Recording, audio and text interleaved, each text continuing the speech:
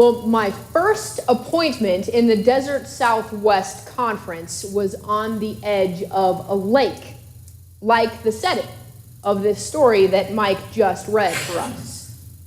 Most of us were not like the fishermen in this story, working directly on the lake each day, but many people in Page owe their living to the existence of Lake Powell. There was no town of Page, Arizona, until the construction of Glen Canyon Dam. It would still be a beautiful area rich in history and culture with proximity to the Navajo Nation, but there would be no town of Page, Arizona as it is today without the Glen Canyon Dam and Lake Powell. These fishermen, though, when we meet them in our gospel story, have worked hard on the lake, and it has yielded nothing for their labors.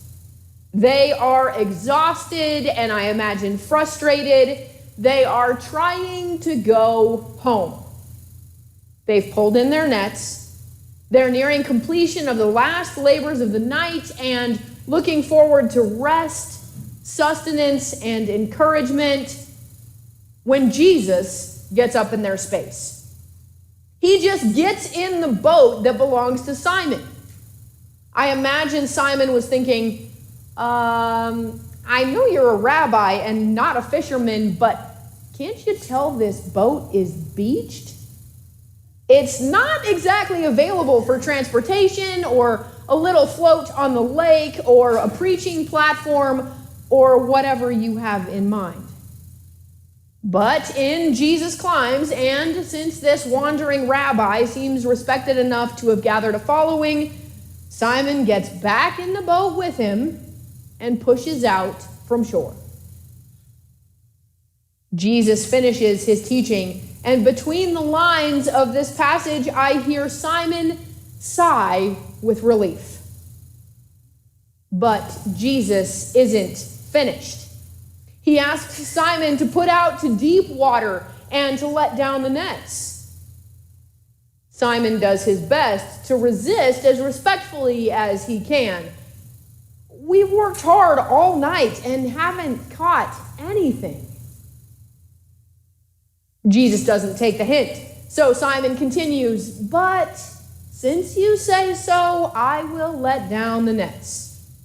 Even though they're all clean and I've just washed them, I imagine he might be thinking in his head. Simon goes the opposite direction of where he's hoping to go. He's looking forward to a bath, breakfast, and bed. But rather than going toward comfort and home, he pushes out into the deep water. Simon puts down the nets, testing out what Jesus asks him and leads him to do. And Simon quickly finds out he cannot do it himself. They have to call partners in another boat to come help. There is such a large catch, it almost overwhelms all of them. So what about us? Where are we in this story as individuals and as a congregation? Maybe we are like Simon and the fishermen in the beginning of the story, aware that Jesus is there, but intent on what we have going. You do your thing, Jesus, and I'm good over here doing what I know. Maybe, like Simon in the next bit of the story, Jesus is getting all up in your space. The boat, the nets, the fish, this is Simon's realm. But Jesus joins what he's doing with what Simon is doing. Jesus weaves together their stories and their lives, and Simon becomes a fisher of people. Simon's life and vocation as a fisherman is affirmed. Jesus can work with that. And Jesus also calls Simon to something new. So how has Jesus come into the areas of your life you know best? and affirmed them and transformed them. Maybe that's why we're here today, because Jesus has gotten into our space, and like Simon and the other fishermen, we are compelled by the results. Or at least maybe we're here because we're interested in what it might mean to share some space, some life with Jesus. Like Simon, Jesus calls us as we are. Jesus meets us where we are and works with who we are and what we've got. Our work or retirement, our family situation, culture, personality, the status of our health and our bank account.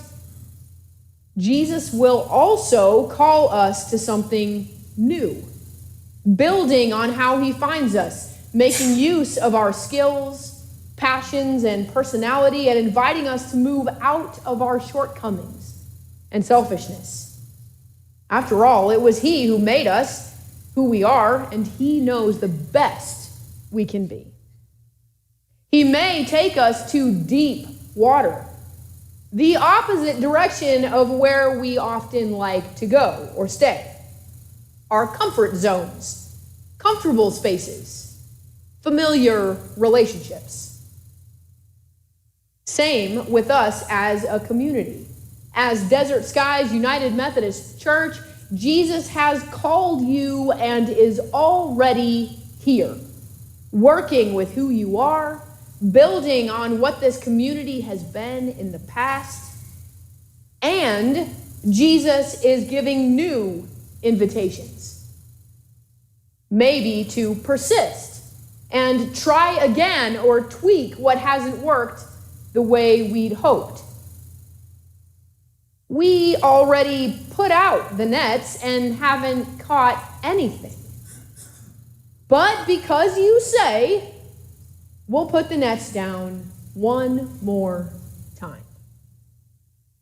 Maybe Jesus is calling us to move out to deep water in faith and hope, even if it's the opposite direction of what looks safe and comfortable. So friends, here we are on our lakeshore. We are at the edge, the place where what we are doing and what Jesus is doing comes together. And Jesus has climbed in our boat. We are in the boat together, following the call of Christ, heading out to deep water, again, sometimes away from our comfort zones, seeking to invite others into the boat with us. We will help each other figure out what this means. Come to each other's aid when it seems like too much. Like Simon called his friends when his boat was literally sinking with the catch. And we will do our best to serve God and to serve others with what we have and who we are. So are you in? Yes. All right. Will you be part of Desert Skies as we let Jesus up in our space and take the invitation to go out to deeper water and see what Jesus will do? I'm in, and I'm excited. Like Simon, I cannot do it on my own. I look forward to joining what you already have going, and I ask you to come alongside me as we follow Jesus together. If any of us is ever tempted to say, we've tried that before, or that doesn't work, we do well to remember that Jesus led Simon and the others back into the boat and back out onto the water where nothing had happened. And this time, the results were amazing.